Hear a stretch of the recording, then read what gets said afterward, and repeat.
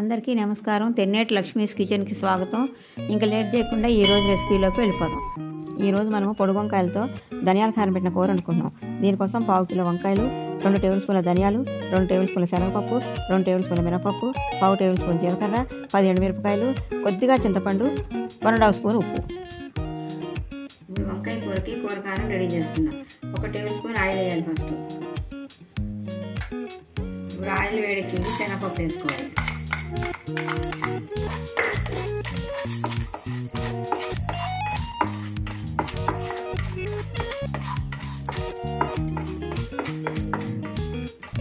దీంట్లోనే మినపప్పు కూడా వేసేసుకోవాలి.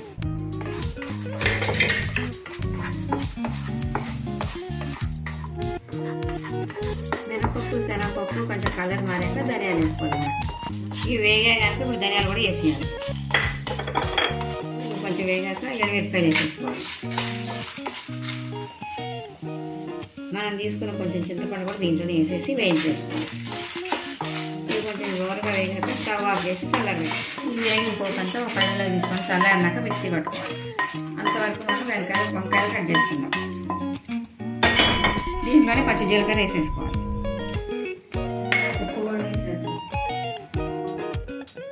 ఇప్పుడు మనం దీంట్లో 2 టేబుల్ స్పూన్లు ఉప్పు వేసుకోవాలి. 1 2 నీళ్ళలో ఉప్పు వేసుకొని వంకాయలు పొడుగు పొడుగుగా కట్ చేసుకోవాలి. 1 టేబుల్ స్పూన్ ఆయిల్ కడాయిలో వేసుకొని నూనె వేడెక్కిన తర్వాత ఈ వంకాయ ముక్కలు దీంట్లో వేసేసుకోవాలి.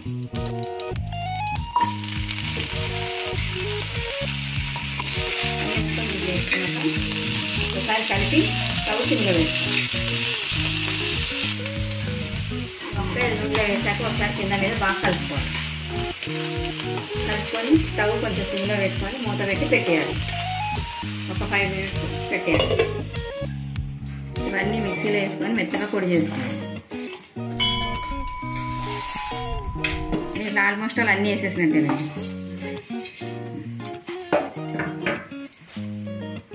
ఇది ఇప్పుడు మిక్సీ పట్టేసాం. ఈ పొడి ఇట్లా మెత్తగా మిక్సీ పట్టుకోవాలి. వంకాయలు బాగానే మగ్గాయండి. మనం మిక్సీ పట్టుకున్న పొడిని దీంట్లో వేసుకోవాలి.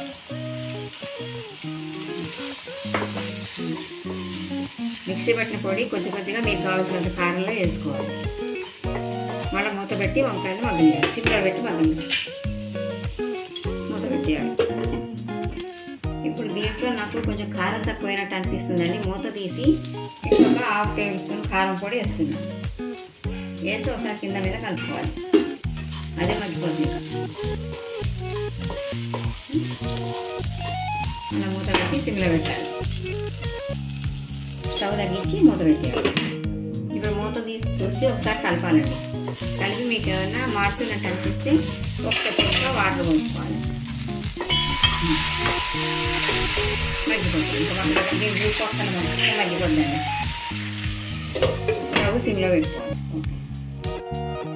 ఇప్పుడు ఒక 5 నిమిషాలు అయింది కనుక మూత తీసి ముక్క ఉడికిందో ఆల్మోస్ట్ ఉడికిపోయిందండి. నొక్కి చూస్తే తెలుస్తుంది. ఇట్లా మెత్తగా అయితే ఉడికినట్లు ఎక్కువ మెత్తగా అయితే ముక్కలు ఉడికిపోయినట్టే పోదాం. వంకాయ కూర రెడీ.